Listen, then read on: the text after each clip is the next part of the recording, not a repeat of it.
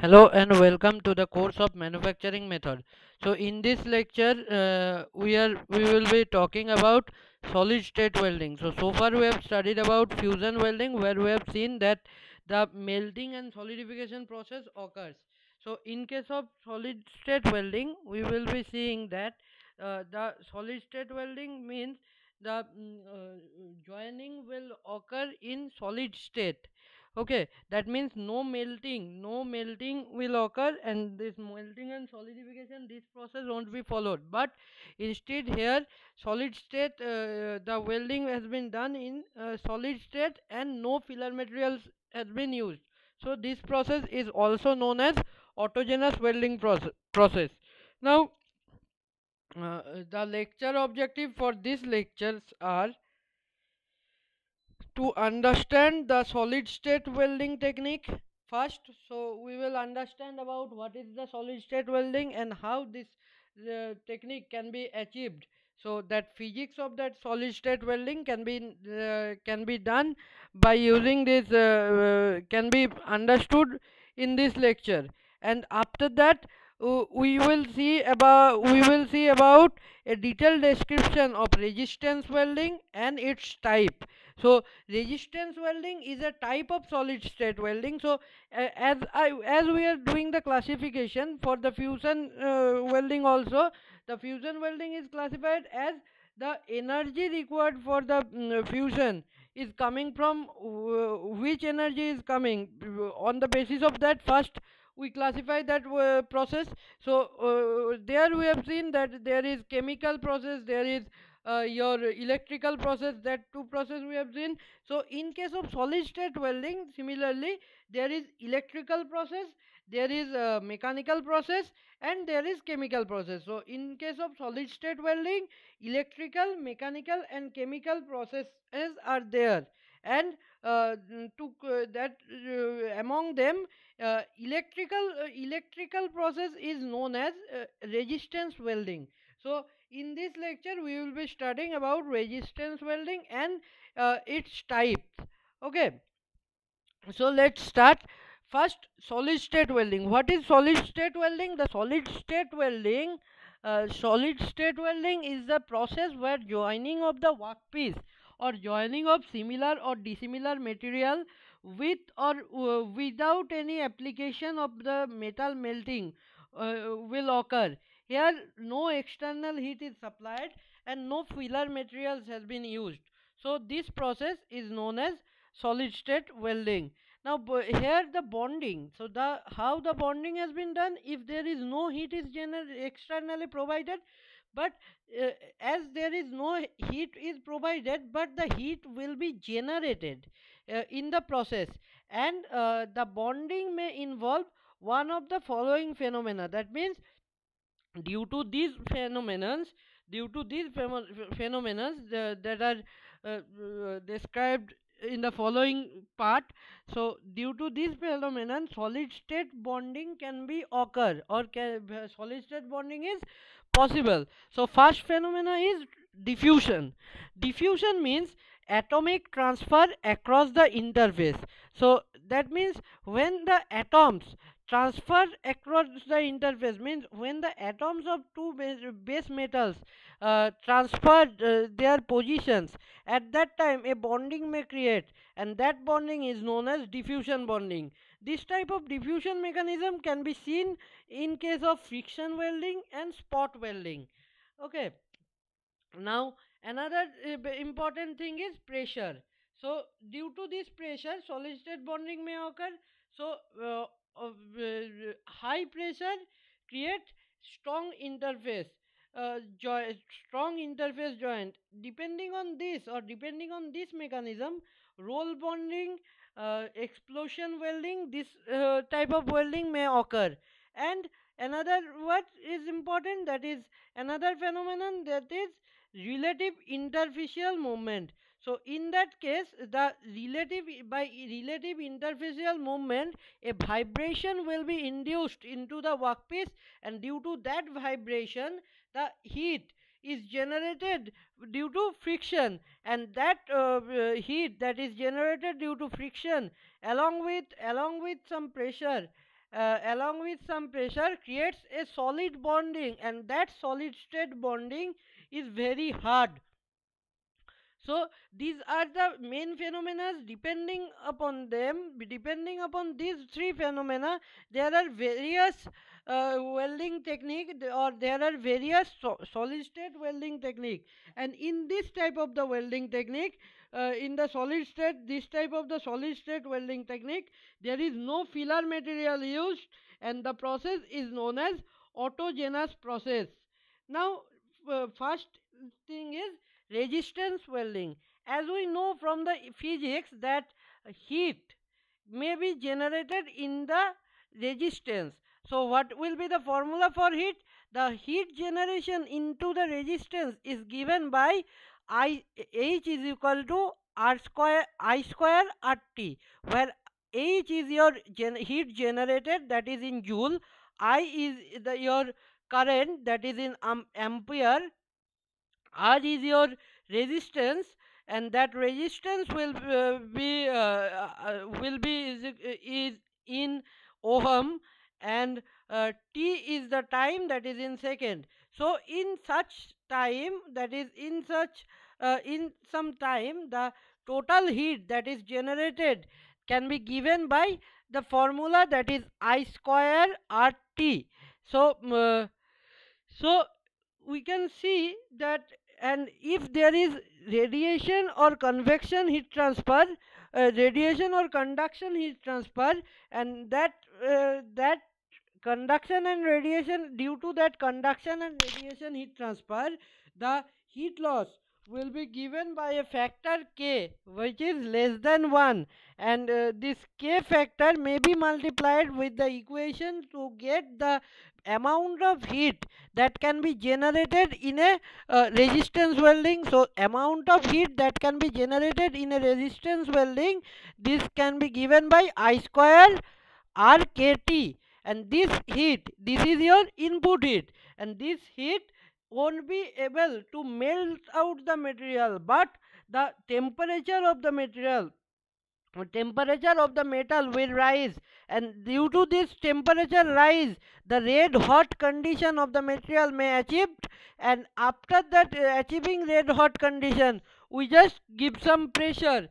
So by applying the pressure at red hot condition, what happen, the material will have will the materials will have interfacial movement, and those material will be got bonded in solid state. So this is the process how resistance welding work.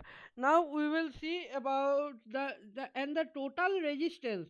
The value of total resistance is the summation of the resistance of electrode workpiece interface resistance, resistance of the individual part, and contact resistance of the two workpiece. The contact resistance, that means the surface which are in interfacial contact or interfacial surface, those surface are also called faying surface. So this is important. What is faying surface? So faying surface are the interconnected surface of the two workpiece in case of resistance welding. Now we will see that resistance welding. This resistance welding have high current, low is a high current, low voltage process, because as if the current is high, that means the heat generation will be high. So it is a high current, low voltage process, and here non-consumable electrode is used, along with no shielding gas and no flux is required.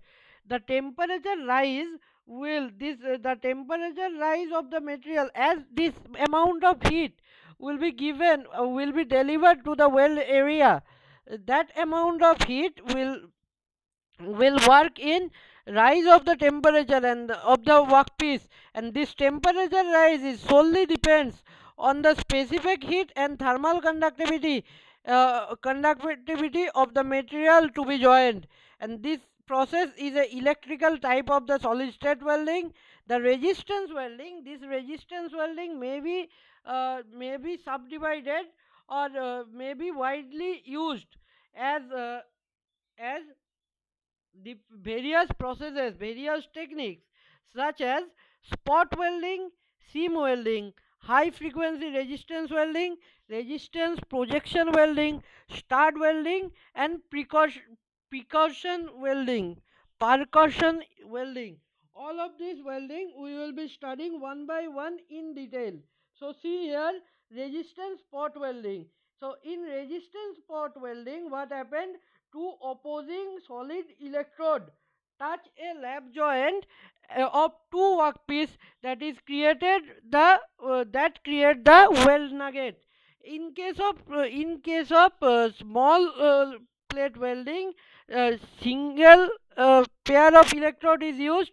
If the welding shape is large, then multiple pairs of electrode may be used. And the types of the welding machines are, there are two different type of the welding machine that is used for spot welding. First one is rocker arm type. This arm type welding machines are used for small object, and this arm type welding machines are most common resistance welding machines. And next is pressure type. These pressure type machines are mainly for larger object. And the application, what are the application? The application is to get the fabrication of the application is to get the fabrication of steel metal part in cookware and automotive industry. So this is the application of resistance spot welding. Now we will see about resistance seam welding. So in case of resistance seam welding, see in this figure, the in case of resistance seam welding, uh, the electrodes are replaced by rollers, and those rollers are conductive in nature. Rollers or rotating wheels may be there, but those are in conductive in nature. And there are three types. First one is conventional resistance welding, where or it is also called mesh seam welding. And that in case of mesh seam welding, overlapping of the weld can be possible, but other for roll spot welding, the current is supplied in an intermediate manner, so which lead to create spot welding at a specific interval, as shown in this second figure. This is your roll spot welding. And third one is continuous seam welding, and in this case third one is your continuous seam welding. And another for longitudinal seam of cans, mufflers, gasoline tank, and other containers can be made by using this resistance seam welding process. So these are your resistance seam welding. Now high frequency resistance welding. In case of high frequency resistance welding, high frequency current is used through high frequency power source, high frequency power source. And after inducing the high frequency current, two pressure rolls are used to make the to hold the joint together. So a seamless welding may be possible in this process. This process is used for production of butt welded tube or piping, I shaped beams, spiral pipe, fine tube for heat exchanger, and wheel rims, etc. So this is the uh, schematic diagram of your high frequency resistance welding. This is abbreviated as HFRW. Now projection welding.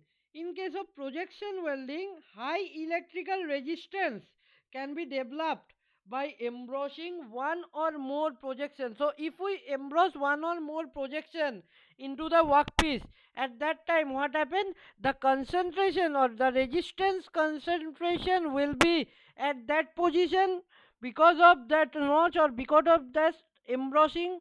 So this process is known as resistance projection welding. And the force applied afterward, after the application of the current, force is applied, and a weld nugget will form, and as shown in the figure, the welded workpiece can be seen. And the main application is the sheet welded over a plate, nut and bolt welded over a sheet, joining network of rod, wires, oven racks, and shopping carts, etc., can be made by resistance projection welding. Now, flash welding or flash butt welding.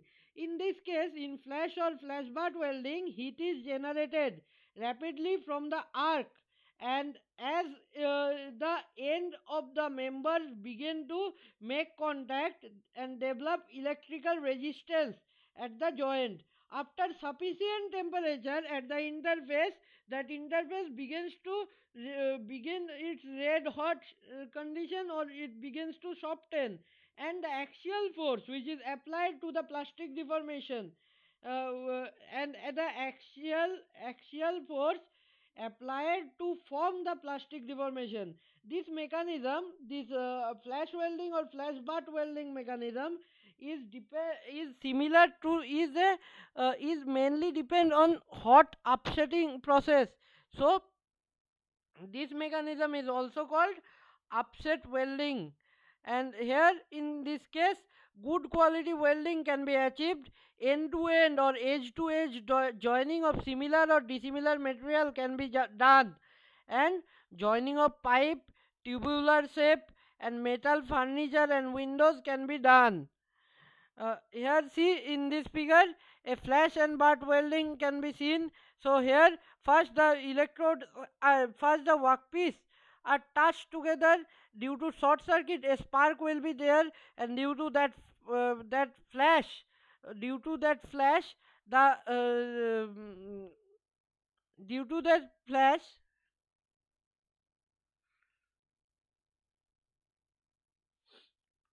due to that flash, what happened, due to that flash the material at the interface will be softened, and the pressure will be and due to that force applied, what happened, a flash will form in the butt, and the material will be joined together. So this is flash and butt welding. Next there is stud welding. Stud means small parts such as threaded rod, hanger, handle, etc. This small part, this stud, serve as one of the electrode being joined to the other component, which may be generally which is flat plate generally, in order to concentrate the heat generation and prevent the oxidation, and retain the molten metal to the weld zone. A disposable ceramic ring is placed around the joint. That ring is called ferrule. And this type of welding or stud welding may be used for automobile body, electrical bodies, electric panel, shipbuilding, and building construction. Now, precaution welding, in this specific welding or precise welding can be done. Electrical energy for welding is stored into a capacitor, and it is very useful where heating of the component adjacent to the joint is avoided, as in electronic assembly and electronic wear. This is the example of real life precaution welding. Here in this insert figure you can see, in another figure you can see the schematic diagram of this precaution welding, but this welding is not so important. So that it is it for solid state welding, electrical solid state welding, or your resistance welding. So we will meet in the next class, and if you have any doubt you may ask in that live class. Thank you.